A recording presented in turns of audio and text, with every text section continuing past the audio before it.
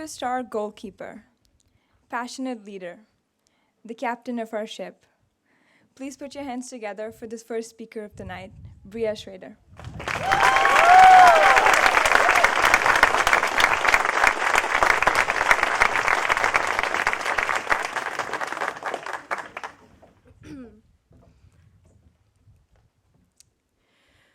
We are all here to experience a very unique moment in time, a graduation, a night of remembrance of where we've come from and hope and optimism for where we are going.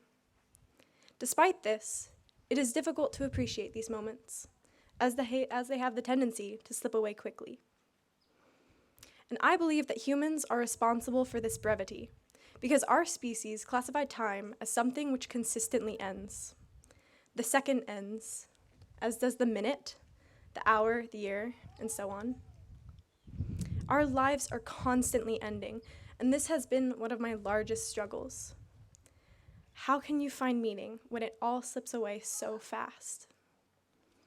But maybe we made a mistake, and our classification of time is wrong.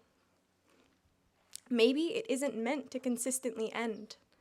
Maybe time has no place here tonight, as we stand before you, ready to graduate from high school. Tonight is a moment meant to live on forever in each of us. This ability to expand the moments of life, to deepen them and preserve them, is something I practiced while at Oak Grove. When camping as juniors on the Colorado River last year, a group of us climbed up to a 4-foot-tall cave mouth in the canyon wall with the hot springs running out of it. We sat there in the warm water until someone asked one very compelling question. I wonder how far back it goes.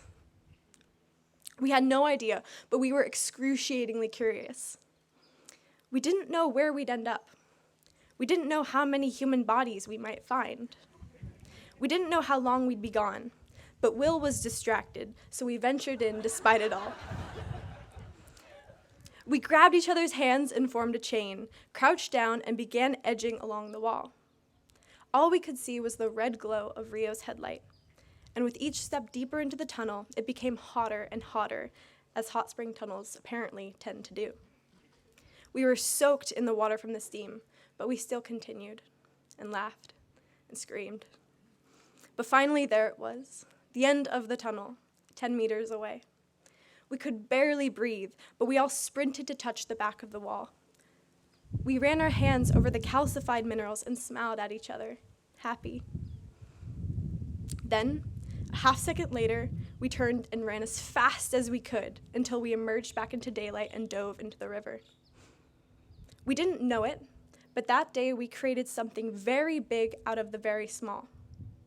We turned a cave in the canyon into one of the most time-defying moments of my life.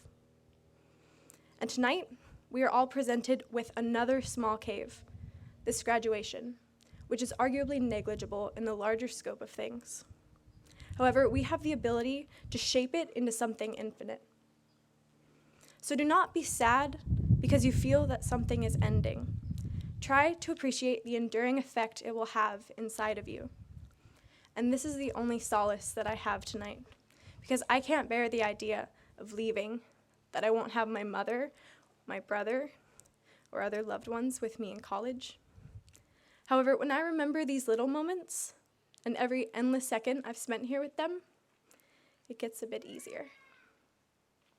So as I move onwards from my home and this incredible school, this is the only message that I want to take with me. Create the moments that you can, because the world is so beautiful when it is your own.